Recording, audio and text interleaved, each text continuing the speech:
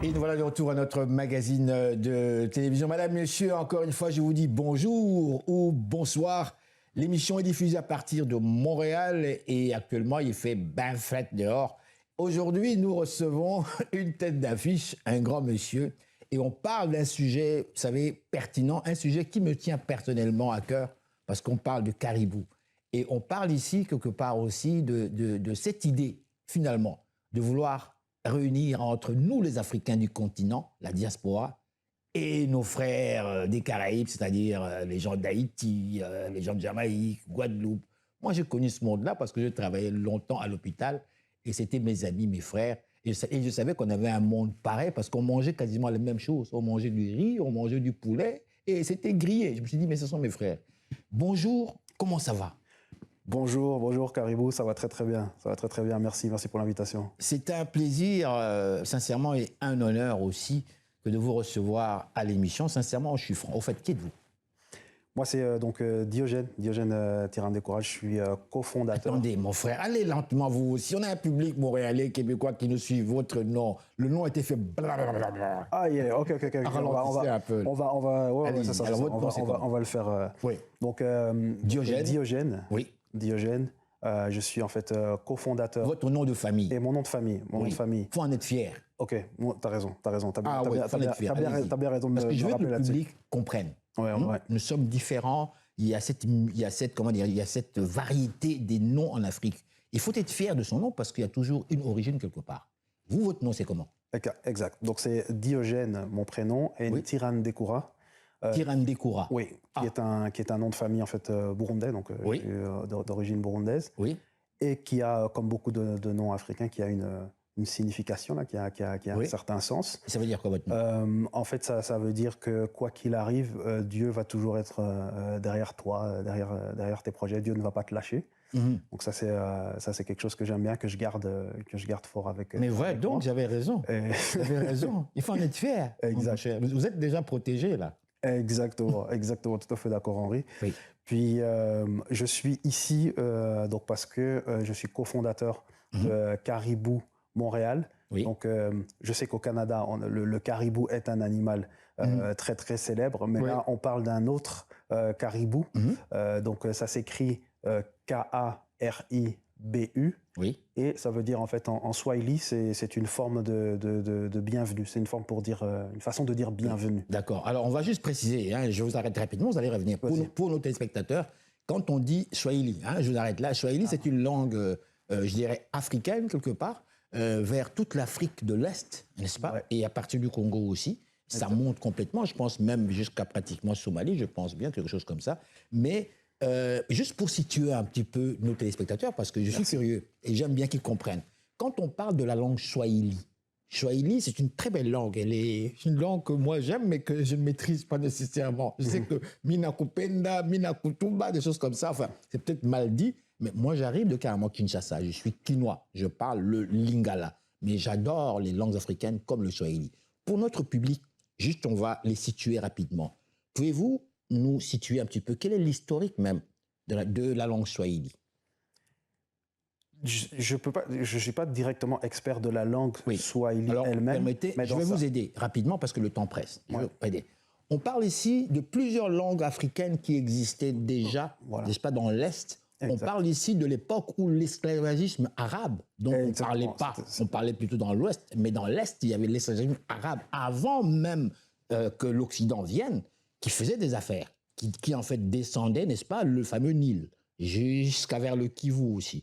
Et on ne sait pas, vous allez m'aider maintenant, on ne sait pas, ce sont les Arabes eux-mêmes qui auraient créé cette langue-là à partir de leur langue arabe et des langues africaines pour leur permettre de se comprendre et de faire des affaires, un peu ce que moi j'ai qualifié de, je dirais, la créolisation arabe en ce moment-là, qui est devenue le Swahili. Maintenant, je m'arrête ici. Est-ce que je me trompe ? Expliquez-nous. Non, le Swahili est une langue africaine avec ses influences. Donc quand je dis langue africaine, ça veut dire que sa racine n'est pas nécessairement la langue arabe. Donc il y a un livre donc, que j'ai lu là-dessus de Cheikh Anta Diop sur l'antériorité. En fait, c'est Nation Nègre et Culture. Il y a l'importance de l'antériorité des langues africaines. Le fait qu'elles prennent pour racine l'égyptien ancien. Maintenant, effectivement, le swahili étant localisé dans beaucoup de pays qui sont surtout situés en Afrique de l'Est, il y a une certaine influence arabe, mais une origine non, mais il y a eu effectivement avec l'esclavage qui a duré plus de 1000 ans, là, c'est sûr qu'il y a une influence.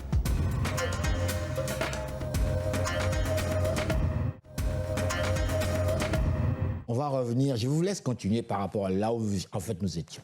Vous étiez en train de nous développer d'abord qui vous étiez et aussi l'origine même de cet organisme qui est Caribou. Vous avez un petit peu développé le Caribou comme tel. Pourquoi le Caribou? Le Caribou, finalement, l'idée c'est de nous réunir, nous les gens de l'Afrique du continent, nous de la diaspora, avec nos frères des îles et autres. Et là-dedans aussi, il y a d'autres types d'activités. On parle ici, je le cite rapidement, on parle ici de Simon Kimbangu. Simon Kimbangu. Il y aura un film bientôt qui va être diffusé à Montréal. Et Simon Kimbangu, pour moi, je vais vous laisser continuer rapidement parce que j'aime parler, je suis en forme, je me suis bien reposé. Simon Kimbangu, on l'a toujours présenté pour nous, les Congolais en Afrique centrale, comme étant un prophète. L'équivalent de Jésus-Christ chez les chrétiens et l'équivalent de Mohamed chez le peuple arabe. Et ce monsieur, Simon Kimbangu, aurait accompli des miracles durant l'époque coloniale. Il aurait ressuscité des morts, il aurait en fait, un petit peu ce que Jésus-Christ a fait, il l'aurait fait, lui, dans cette région, au point même que les colonisateurs belges l'ont arrêté. Ils l'ont arrêté, ils sont venus, ils ont observé ce que ce type faisait, il y avait des foules immenses qui venaient, et on l'a arrêté, il a fait la prison, je pense, jusqu'à sa mort. Je pense que... Là, maintenant, il y a eu aujourd'hui, au Congo, il y a toute une église qu'on appelle le kimbanguisme, l'église kimbanguiste. Ouais. Vous avez des vêtements en forme de militaires, comme si vous étiez des militaires de Dieu ou quoi, je ne sais pas. Vous avez des écoles, il y a même des universités aujourd'hui. Il y a même une université aujourd'hui. Et c'est devenu une religion qui ne regroupe pas seulement le Congo, mais plusieurs pays d'Afrique. Et moi, à Montréal, je vais vous laisser parler, il y a de cela quelques années, on m'avait présenté un monsieur qui semblait être le représentant de cette église ici à Montréal.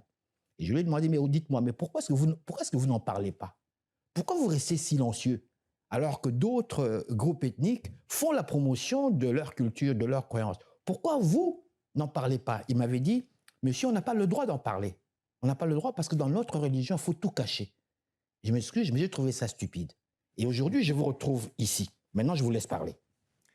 Oui, alors, donc avec Caribou, donc on fait ce qu'on essaie de faire c'est stimuler et mettre en avant en fait les initiatives culturelles et économiques de la communauté afro-caribéenne.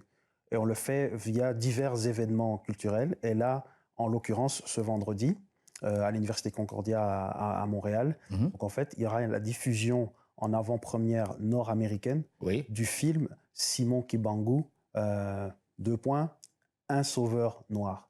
Et effectivement, les éléments que tu as mentionnés, que tu as expliqués, vont être abordés pendant le film. Ah bon? Maintenant, ce qui est... Parce que moi, ce que j'ai dit, je l'ai lu des nuits entières, et je me suis dit, waouh, mais je ne pensais pas que c'était réel, quelque part. Et là, vous me dites que c'est réel. Non. Je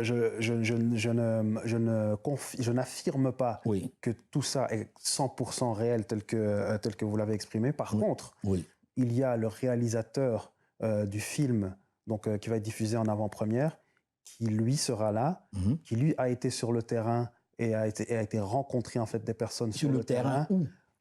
Donc sur le terrain au Congo. Oui. Et en Kamba, dans son village en Kamba, si je me rappelle bien, ça s'appelait Nkamba, dans le Bas-Congo. Dans le Bas-Congo. Oui. Il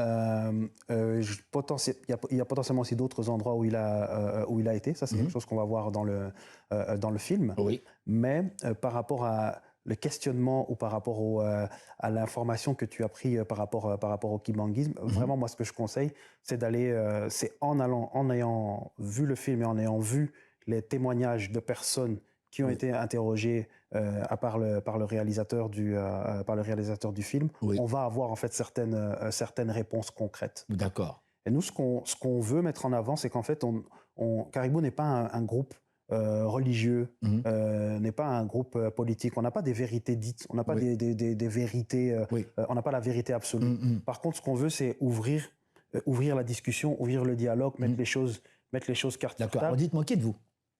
Oui, donc Qui êtes-vous? moi, Êtes-vous un groupe d'intellectuels de gauche, de droite, radical? ouais, non, c'est une bonne. Dites que vous n'êtes pas religieux. Oh oui, non, c'est une bonne question. Donc on est concrètement, on n'est pas panafricaniste, Panafricaniste. on n'est pas de, on se considère pas comme étant de droite ou de Oui. gauche d'une certaine D'accord. vision, avec Oui. une certaine vision politique. Et nous, ce qu'on pense, c'est que Oui. ce qui est important Oui. pour l'élévation de la communauté afro-caribéenne, c'est vraiment une chose, c'est mettre en avant, mais c'est aussi communiquer. Et c'est de là que vient l'essence du mot caribou, le mot bienvenue. Quand tu dis bienvenue à quelqu'un, souvent c'est quoi? Si tu lui ouvres la porte et tu vas commencer un dialogue ouvert qui va aller dans les deux sens. C'est vraiment ça en fait qu'on veut. Mais je trouve ça absolument extraordinaire. Je ne vous complimente pas du tout. Je vous le dis, non, pas du tout. Je ne fais que m'exprimer parce que je suis un grand passionné. Vous savez, depuis les années 60, comme vous le savez, l'Afrique émergeait avec les indépendances. On a eu des hommes comme Kwame Nkrumah, comme Gamal Abdel Nasser, comme Sékou Touré. Vous le savez, comme moi, Houphouët-Boigny et autres. On parlait à l'époque du panafricanisme. Panafricanisme. Moi, j'étais encore tout gosse, tout jeune garçon. Je suivais au travers mon cher papa, qui était un grand passionné de la politique et qui nous racontait des histoires chaque jour. Et pour eux, c'était l'Afrique, on va se mettre ensemble, les pays seront ensemble, on sera unis et on est riche, on pourra faire des choses.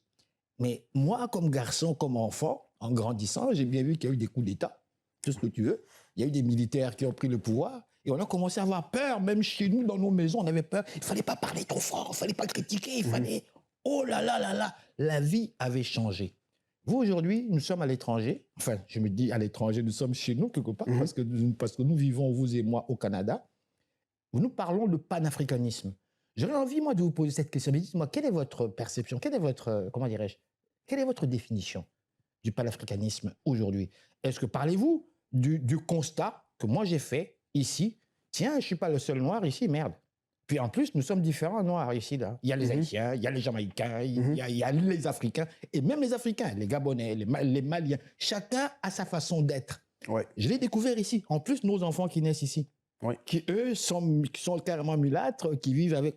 Donc tout ce monde-là, moi je l'ai réalisé. Je me suis dit, tiens, c'est Afro-Monde. Voilà, Afro-Monde. Moi, c'est comme ça que j'ai créé l'émission Afro-Monde, mais je n'ai pas encore réussi. J'essaye, on y va jusque-là. Et là, je vous vois, on est un peu dans la même idée, ça veut dire que vous voulez nous réunir ensemble quelque part. C'est-à-dire, nous, les gens de cette diaspora, avec nos frères des îles et autres. Oui, je pense que, en général, dans la vie, c'est bien d'aller vers des idéaux. Oui. Et donc, la définition, en fait, notre définition, en fait, du panafricanisme, c'est vraiment un lien entre la diaspora et les personnes qui se retrouvent dans les différents pays, donc dans les différents pays d'Afrique et les différents pays des Caraïbes. Et c'est essayer, en fait, de contribuer à l'élévation tant de la population que des territoires sur donc en Afrique et dans les Caraïbes. Ça revient un peu à ce que, peut-être que tu en as déjà lu ou déjà entendu parler, un peu de la vision un peu de Marcus Garvey il y a un siècle. C'est un peu ça, c'est de faire le lien. Lui-même, il disait United States of Africa, on va retourner là-bas. Donc il y a le côté retourné. Mais d'ailleurs, il y a un grand mouvement d'ailleurs qui se fait là maintenant. Exactement. Il y a un grand mouvement qui se fait. Qui est en soi un mouvement positif, parce que c'est beaucoup de gens qui sont inspirés par le fait de se dire j'aimerais voir en fait mon pays évoluer dans le bon sens. Moi, j'en suis surpris. J'aimerais y contribuer. Moi, j'en suis surpris. Donc, et même content aussi, mais surtout très étonné. Parce que de ma jeunesse, ça a été toujours... moi, je suis là depuis 1973. J'ai vécu aux États-Unis, en fait, New York aussi. Et j'avais constaté que pour eux, nous, les Africains, on était de la merde. C'est pas Trump qui l'a dit. Moi, je l'ai vécu jeune. On me percevait. Moi, je venais de... Where you come from? Dès que je disais Zaire, Zaire, oh my God, dirty country. On était mal vus, on était mal perçus. Et on n'était pas très, très aimés aussi, quelque part. On dirait que le noir américain, nous, on allait vers eux, on se dit, c'est nos frères, c'est nos frères. Mais eux, non. Et on le voyait différemment.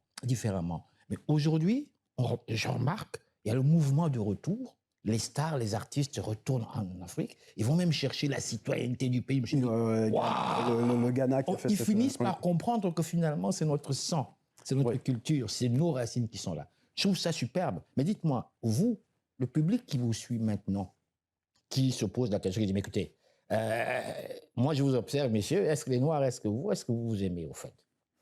J'allais justement dire, par rapport à ce que tu disais quand tu as été aux États-Unis, qu'on te disait, mais attends, Caribou, ça a aussi été créé parce que les Noirs en tant que tels, Oui. même les ressortissants de ces Oui. pays, des fois, ils disent, ah non, non, non, ce pays-là, c'est pas bon, ça Mais va est-ce pas. qu'on s'aime? Et donc, C'est ça la question. Un Québécois qui nous observe, un Blanc qui nous observe, qui est en dehors de notre communauté, qui nous observe, est-ce qu'on s'aime vraiment d'après vous, selon vous, pour qu'on puisse penser même dire, bon, on va se mettre ensemble. C'est bien l'idée, mais est-ce qu'on doit d'abord comprendre l'idée qu'on n'est pas obligé d'être méchant ou d'être divisé entre nous? On peut s'aimer quand même et essayer de se comprendre en se parlant. je pense qu'on s'aime pas assez.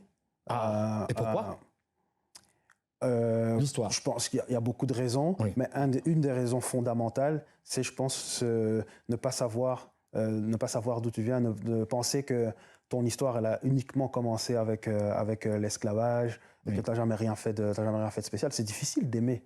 C'est difficile d'aimer ça quand ton identité est uniquement associée à du négatif. Donc, je pense que oui, il y a une bonne partie qui s'aime, mais on ne s'aime pas assez. Et une des grosses raisons, c'est ça. Après, il y a au quotidien la façon dont on se traite entre nous, mais je pense qu'une raison fondamentale, c'est le côté ne pas savoir que oui, on a déjà été, on est grand et on a déjà été grand. Je pense qu'une fois que tu sais ça, ça change beaucoup. Mais vous, avec votre organisme, c'est merveilleux parce que vous nous emmenez vraiment à nous mettre ensemble, à essayer de nous parler, à essayer de se comprendre par différentes activités, je suppose.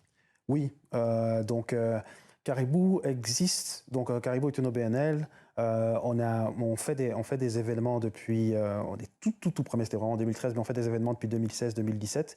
Et en fait, on le fait sous forme, ce qu'on appelle d'éducation populaire. Je vais parler par exemple d'une série qu'on avait faite qui s'appelle Le Retour aux pyramides. C'est retourner à une époque, essayer de retourner à une époque de la grandeur africaine, afro-caribéenne. Et on avait fait en fait des séries, c'était une série, donc on avait des séries d'événements qui portaient sur différents empires ou différents royaumes, et ça a touché l'empire Zoulou, l'empire Mali, le royaume Congo.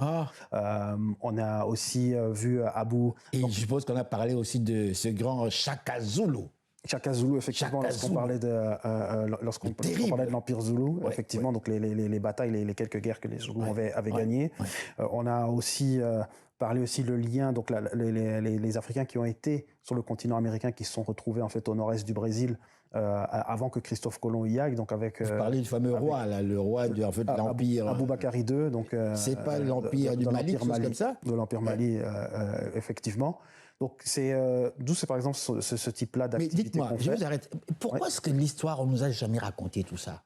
On nous parle de Christophe Colomb qui a découvert l'Amérique et tout ça, alors qu'il y a des Africains qui avaient traversé de l'autre côté déjà depuis et qui ont même emmené des objets qu'on aurait retrouvés dans les coins comme le Mexique et autres. Et parce que tout ce temps-là, on s'est dit non, le gars était parti, mais il n'est plus jamais revenu. Donc, il était mort, alors qu'il avait atteint quand même.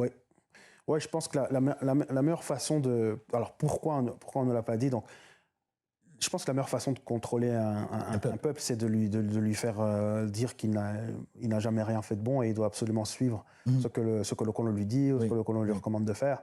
Et je pense que ça a été malheureusement une stratégie efficace d'effacer en fait l'histoire. Après, je pense qu'on le comprend, on fait les constats, mais maintenant, qu'est-ce qu'on fait? Et je pense que c'est là qu'on peut maintenant se prendre en main. On a l'accès aux technologies. On est tous capables de prendre l'avion. On est capable d'investir du temps et de l'argent dans essayer de connaître un peu plus notre identité et la mettre en avant. Mais pas la mettre en avant juste pour rectifier l'histoire. C'est aussi pour après développer d'autres grandes choses. Parce que c'est ça qui est important. On fait partie de l'histoire de l'humanité et il faut qu'on y contribue. Dites-moi. Depuis des années, le monde black, le monde africain, on a toujours vécu un petit peu ce que moi j'appellerais dans l'attentisme. Nombreux vont prier, vous le savez comme moi, on se lance dans la prière. Et d'ailleurs, vous regardez, tous les pays du tiers-monde quasiment, on parle du carrément l'Amérique latine, le Brésil et l'Afrique, n'en parlons pas. Le Maghreb, c'est différent, ils ont une autre façon de carrément prier. Eux, c'est autre chose. Mais nous, c'est d'une autre forme de carrément croyance. Vous, aujourd'hui, vous arrivez...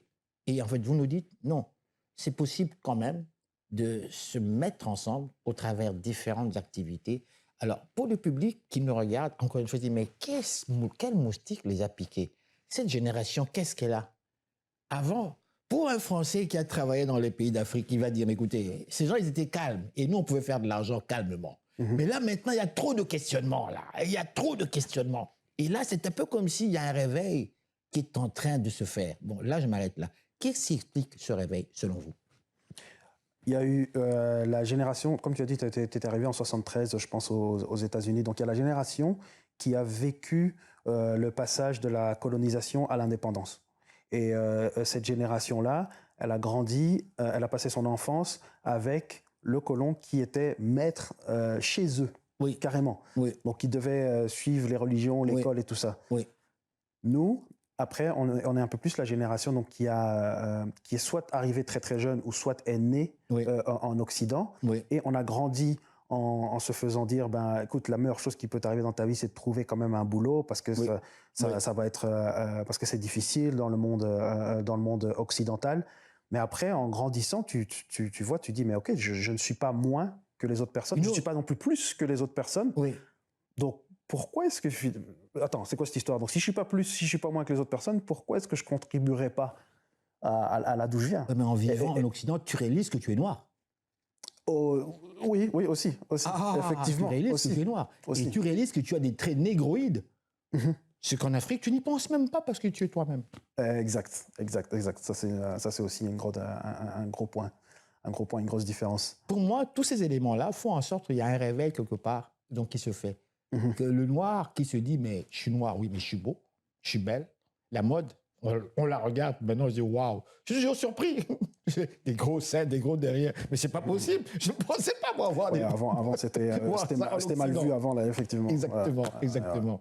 Messieurs, c'est un honneur, un grand plaisir. On a déjà dépassé le temps. Okay. Je parle beaucoup. Je vous laisse le mot de la fin rapidement. Oui, alors à l'audience de Ici Tout TV. Ici Télévision. Ici Télévision, j'aimerais vous demander de venir vous inviter donc, le 5 décembre à Guy Concordia, au pavillon de Sèvres, à essayer de voir en fait, le film Kimbangu, un sauveur noir. Je pense que ça fait vraiment partie de ce que le panafricanisme veut agir, parce que c'est tant sur le côté spirituel que sur le côté scientifique, que aussi le côté politique, que Kimbangu a eu un gros impact, et je pense que ça va être très intéressant de voir ça et de parler avec le réalisateur. Je ferai tout prêt sur place. Merci beaucoup. Merci. Alors voilà, madame, monsieur, restez là, nous sommes de retour tout de suite, après ces réclames publicitaires.